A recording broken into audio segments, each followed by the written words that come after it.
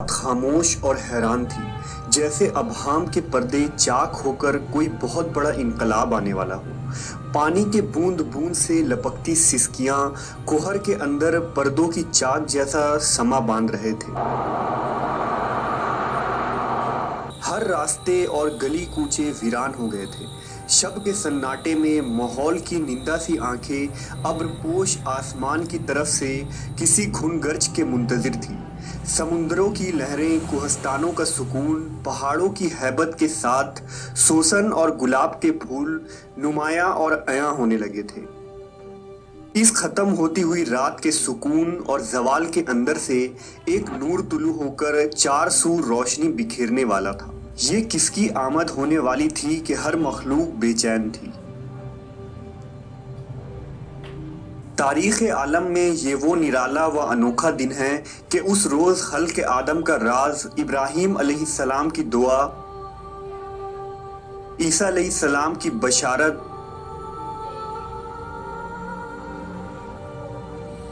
یتیموں کا ماوا، بیواؤں کا مسیحا، مظلوم کی پکار، غریبوں اور مسکینوں کا والی اور پوری انسانیت کا پرسان حال پیدا ہوئے۔ اس رات میں بہت سارے بے شمار معجزات ہوئے جو اسلامی اور دیگر تاریخی کتابوں میں درج ہے۔ اگر ان معجزات کو تحریر کی جائیں تو قلم کی روشنائی اور اوراق کم پڑ جائیں گے۔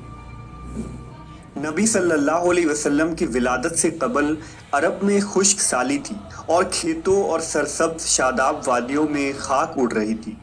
لیکن جس سال نبی صلی اللہ علیہ وسلم اپنی والدہ کے حمل میں آئے تو اچانک دنیا ہی بدل گئی۔ زمین سبزہ زار ہو گئی، درخت ہرے بھرے ہو کر پھلوں کے بوجھ سے دب گئے، گھٹائیں جھوم جھوم کر آتی اور خوب بارش ہوئی۔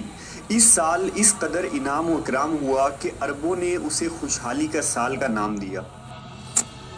نبی صلی اللہ علیہ وسلم کی ولادت سے قبل عرب کے نجومیوں میں کسی بڑی شخصیت کی پیدائش کا چرچا عام تھا، اور اہل کتاب بھی اپنی کتاب میں جس آخری نبی کی آمد کے متعلق پڑھتے آئے تھے، انہیں احساس ہو گیا تھا کہ اس نبی کی آمد کا وقت قریب آ چکا ہے۔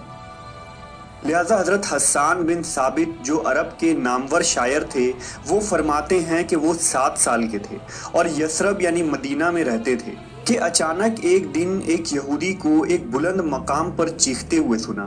وہ کہہ رہا تھا، اے یہودیوں، آج رات احمد کا ستارہ طلوع ہو چکا ہے جس میں وہ پیدا ہوگا۔ اس طرح کے بہت سارے واقعات عربوں کے تاریخی کتابوں میں ملتے ہیں، جس سے پتہ چلتا ہے کہ حضور صلی اللہ علیہ وسلم کے ولادت کے سال ہی لوگوں کو یہ احساس ہو گیا تھا کہ وہ عظیم ہستی کی تشریف آوری بہت قریب ہے جو دنیا کی تاریخ کو بدل کر رکھ دیں گے۔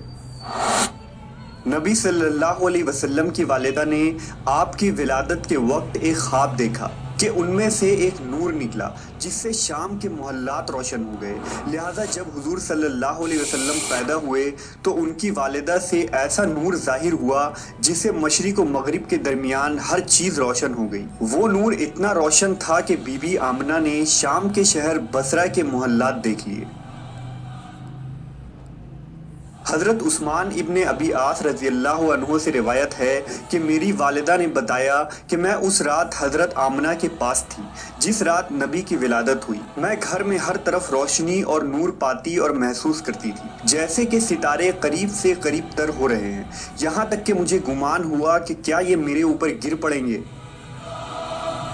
جب آپ کی ولادت ہوئی تو خانہ کعبہ نور سے منور ہو گیا اور ستارے زمین کے قریب ہو گئے۔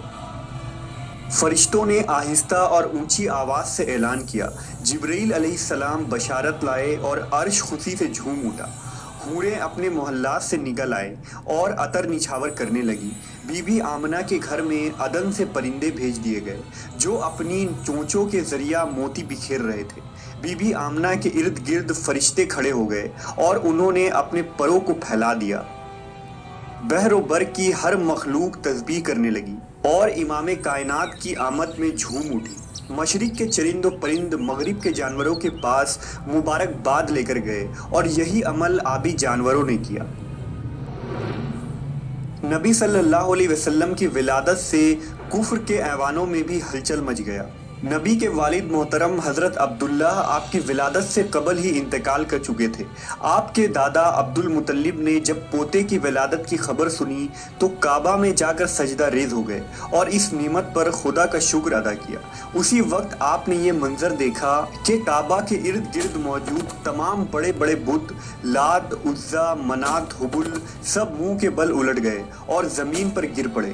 دوسری مذہبی کتابوں میں اور خصوصاً زرتشتیوں کی تاریخی کتابوں میں بھی موجود ہے کہ اس رات دنیا کے تمام بت گر گئے تھے۔ حضور کی ولادت کی رات کسریٰ کے محل میں زلزلہ آ گیا اور اس کے 14 گنگرے گر پڑے۔ بحر تبریہ کا پانی خشک ہو گیا اور فارس کے آتش کدے کی آگ بجھ گئی جو 1000 سال سے مسلسل جل رہی تھی اور ایک لمحے کے لیے بھی اسے بجھنے نہیں دیا گیا تھا۔ آتش پرست اس آگ کی پوجا کرتے تھے۔ کسریٰ اور قیصر کے شاہی محل میں زلزلہ آنا اس جانب اشارہ تھا کہ اب دنیاوی جاہ و جلال کے جھوٹے محل زمیں بوس ہونے والے ہیں اور خود ساختہ خداؤں کی عظمت ملیا میٹ ہونے والی ہے۔ جب اور تیز بو لگی اور دونوں شانوں کے درمیان مہر نبوت درخشاں پیدا فرمایا۔ حضور کی اس دنیا میں تشریف آوری کے ساتھ ہی کفر و ظلمت کے بادل چھٹ گئے۔ محسن انسانیت سرور کائنات امام الانبیاء حضرت محمد صلی اللہ علیہ وسلم کی ولادت اس دنیا کی تاریخ کا ایک عظیم واقعہ ہے۔ آپ تمام جہانوں کے لیے رحمت بن کر آئے۔ آپ کے وجود